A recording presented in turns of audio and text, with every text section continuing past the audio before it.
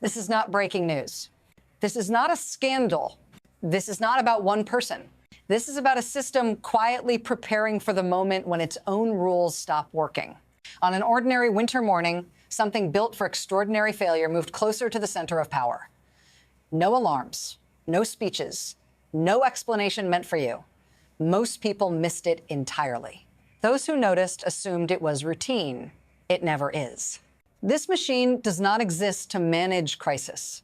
It exists for what comes after crisis fails, after communication collapses, after authority fractures, after certainty disappears. When it appears, it is not reacting to one problem. It is responding to a pattern. And patterns are harder to explain than emergencies. If you've ever wondered how power behaves when laws slow down and consequences speed up, stay with me, because this is not the end of anything. It's the moment systems start asking what survives when everything else doesn't. And once that question is asked, it doesn't go away. What actually controls the system right now is not policy, not elections, not even force. It's asterisk, asterisk, continuity, asterisk, asterisk. The ability to keep issuing orders when the map stops making sense, when borders blur, when law still exists on paper, but enforcement has already moved somewhere else. We're taught to watch leaders, speeches, votes, statements, but the system doesn't revolve around personalities. It revolves around asterisk, asterisk, who can still command when permission becomes optional, asterisk, asterisk. That's the quiet shift most people miss. Power today isn't measured by who makes the rules. It's measured by who can act when the rules slow down, when process becomes friction, when legality trails behind capability. This is why some movements look bureaucratic, why some decisions arrive already executed. By the time debate begins, the outcome has hardened. And once authority proves it can move faster than consensus, the balance changes. Not suddenly, incrementally, irreversibly, because the system is no longer optimizing for stability, it's optimizing for survival.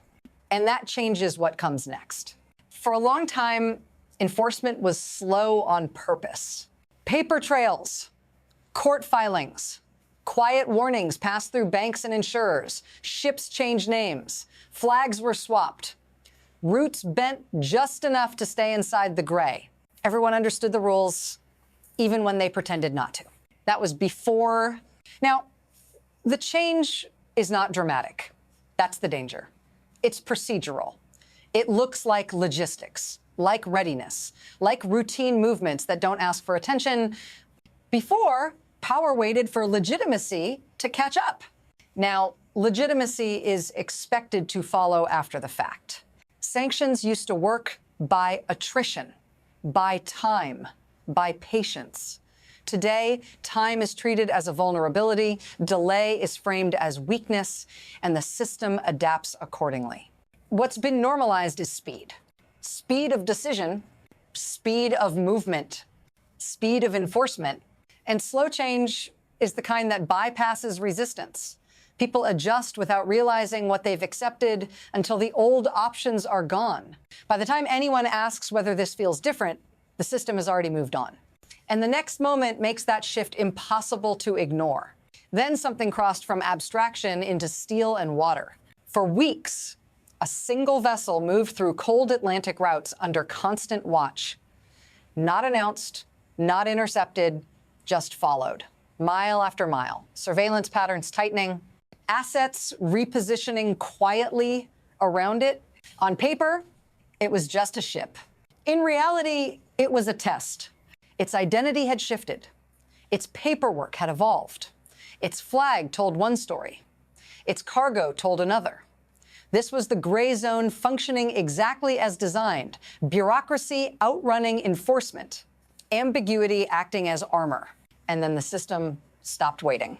Boarding teams deployed, control transferred, authority asserted far from home, under legal justification that moved faster than diplomatic comfort, no shots fired, no flags lowered, no immediate retaliation, which is precisely why it mattered. Because this wasn't escalation through violence. It was escalation through precedent. If you're still watching, keep watching, because what looks contained here doesn't stay contained. Once force enters a space that used to be governed by paperwork, something fundamental changes. And it doesn't change back. Here's the part that usually stays hidden. The system doesn't break all at once. It redistributes damage. At the top, decisions compress. Legal authority is clarified just enough to move. Courts issue warrants. Frameworks are cited. The language remains clean, controlled, defensible. Below that, force becomes modular. Boarding teams, aircraft, surveillance loops, each piece small enough to deny drama. Together, they form something much larger. And beneath that, the cost spreads outward. Shipping absorbs risk first. Insurance recalculates. Routes reroute. Premiums rise quietly. No headlines, just numbers shifting in spreadsheets that decide what moves and what stalls. The beneficiaries are those who can operate inside speed. States with reach. Institutions with hardware. Actors who don't need permission because they already have capability. The damage settles on everyone else. Smaller operators, neutral states, companies that relied on ambiguity as protection. This is how enforcement scales without declaration. No VOR, no emergency powers. Just a system proving it can reach farther than before. And once that reach is demonstrated, the next move comes faster. Because now the question isn't times can it be done asterisk. It's times where else asterisk. Then the tempo changed. More aircraft, more movement, more assets appearing where they hadn't before. Heavy transports touching down across Allied soil, cargo doors opening and closing under winter skies, surveillance planes carving the same paths again and again as if repetition itself were a message. This wasn't build-up for a speech. It wasn't preparation for negotiation. It was positioning. At the same time, the legal lines grew thinner. Enforcement here, capture there, each action defensible on its own. Together, something sharper emerged. This is how pressure accelerates without announcement. No single move demands response. No single action triggers collapse. But each one reduces the space to breathe. Allies reassured publicly, unsettled privately.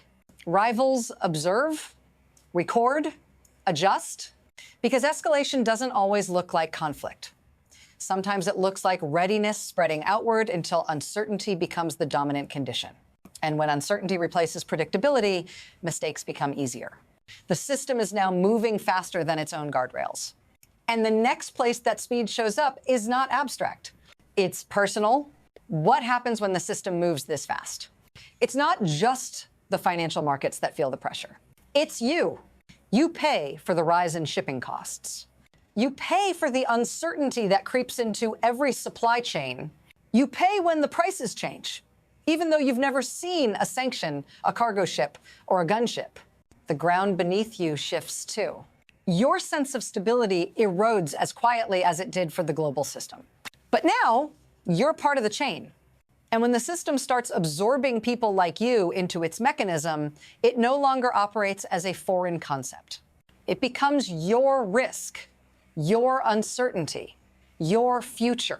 The question isn't just whether the system can hold, it's whether you can hold on while the system keeps moving faster than you can see. If you're starting to feel like it's all connected, don't stop now. This is where the real cost begins. Because what you can't see right now might come for you in ways you never imagined. What happens when this shift is no longer local?